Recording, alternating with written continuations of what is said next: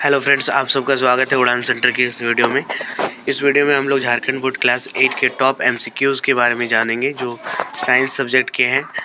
इस क्वेश्चन के सेट में हम लोग बात करेंगे कि चैप्टर्स के इस साइंस के क्वेश्चन में हम लोग बात करेंगे अब तक के पूछे गए सभी क्वेश्चंस, मॉडल पेपर और एक्सपेक्टेड क्वेश्चन के साथ। तो आने वाले 1-2 वीडियो और चलेगी, उसके बाद फिर ये साइंस का आपका कंप्लीट हो जाएगा। तो चलिए बिल्कुल शुरू करते हैं। आज का पहला चैप्टर हमारा है कोशिका, संरचना एवं कार्य। तो इसमें पूछा जाता है कि सबसे बड़ी कोशिका क्या है। ये देखिए 2024 का मॉडल पेपर में पूछा गया है और 2025 का क्वेश्चन नंबर 51 में पूछा गया है। इसका हो जाएगा ऑप्शन नंबर बी, शुतुरमुर्ग का अंडा। अगला है कोशिका में गुणसूत्र कहाँ पाए जाते हैं। तो ये गुणसूत्र जो होता है वो केंद्रक में पाया जाता है। तो 2 का ए नंबर हो जाएगा सही उत्तर। नेक्स्ट क्वेश्चन, कोशिका की खोज किसने की। कोशिका की खोज की थी रॉबर्ट हुक ने, लेकिन अगर बोले कि जीवित कोशिका की खोज की किसने की तो एंटोनी वॉन लीवेनहॉक, लेकिन नॉर्मली कोशिका की रॉबर्ट हुक। ऑप्शन नंबर है जंतु कोशिका में अनुपस्थित रहता है। तो जंतु कोशिका में जो है ना कोशिका भित्ति ही है, एक ऐसा है जो अनुपस्थित रहता है। यह पेड़ पौधों में पाया जाता है, इसलिए ये हो जाएगा ऑप्शन नंबर सी, कोशिका भित्ति। अगला क्वेश्चन, सजीव के शरीर की संरचनात्मक एवं क्रियात्मक इकाई क्या है।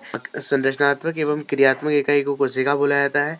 ऑप्शन नंबर ए हो जाएगा कोशिका। नेक्स्ट, कोशिकाओं का वह समूह जिसका संरचना, उद्देश्य तथा कार्य समान हो उसे क्या कहते हैं। तो कोशिका का समूह जो होता है उसे उत्तक कहते हैं। ऑप्शन नंबर सी उत्तक इसका उत्तर होगा। नेक्स्ट क्वेश्चन, एक कोशिका जीव कौन सा है। एक कोशिका जीव है आपका अमीबा।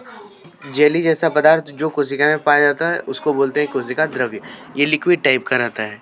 नेक्स्ट क्वेश्चन में से सबसे छोटी कोशिका कौन सी है। छोटी कोशिका होगा ऑप्शन नंबर ए, माइक्रोप्लाज्मा। सारा क्वेश्चन के साथ इसका कब पूछा गया है ये भी आपको देखने को मिल जाएगा। नेक्स्ट क्वेश्चन है, कोशिका का कौन सा भाग कोशिका अंगों को रखता है। इसका सही उत्तर होगा साइटोप्लाज्म। साइटोप्लाज्म एक ऐसा भाग है जो कोशिका अंगों को रखता है। पौधों में पाया जाने वाला कोशिकांग क्या है। तो ये हो जाएगा कोशिका भित्ति, ये पौधों में पाया जाता है। नेक्स्ट क्वेश्चन है, कोशिका केंद्रक के अंदर होता है। कोशिका केंद्रक के अंदर क्या होता है। ये होता है chromosome. Option number C, chromosome. अगला चैप्टर है हमारा धातु एवं अधातु। इसमें हम लोग देखेंगे क्वेश्चन, कौन से धातु कमरे के ताप पर द्रव अवस्था में पाया जाता है। इसका सही उत्तर होगा पारा। लेकिन कौन सा अधातु पाया जाता है बोलेगा तो फिर ब्रोमीन लिखना है। अगला क्वेश्चन देखिए, एक मुलायम धातु जिसे चाकू से काटा जा सकता है। तो इसका हो जाएगा सही उत्तर sodium. Option number C, sodium. Next है, विद्युत की सुचालक अधातु कौन सी है। तो ग्रेफाइट इसका सही उत्तर होगा। ये ग्रेफाइट में बिजली पार होता है, तो ये ग्रेफाइट सही उत्तर। अगला है, धातु का वह गुण जिससे उन्हें पतली चादरों में बदला जा सकता है। तो जब भी पतली चादर का बात करेगा तो इसको बोलते हैं आघात वर्धनीयता। इस गुण को क्या बोलते हैं, आघात वर्धनीयता। ऑप्शन नंबर सी इसका राइट आंसर होगा। अगला है, उष्मा की सबसे कम चालक कौन सी धातु है। तो उष्मा का सबसे कम चालक धातु है पारा, क्योंकि पारा जो है ना ये द्रव अवस्था में पाया जाता है, ठोस में नहीं पाया जाता है।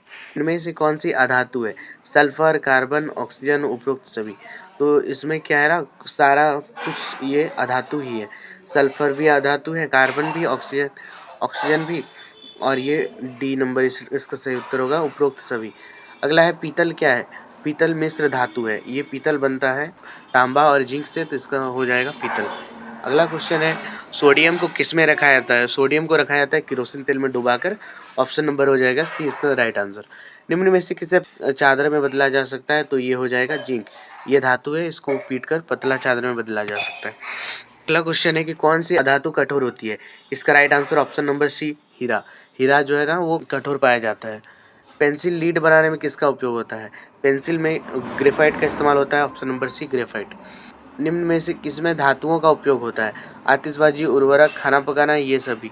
तो इसका राइट आंसर हो जाएगा ये सभी। बारूद में कौन सा पदार्थ उपस्थित होता है। इसका हो जाएगा ऑप्शन नंबर ए, सल्फर। सल्फर का इस्तेमाल होता है।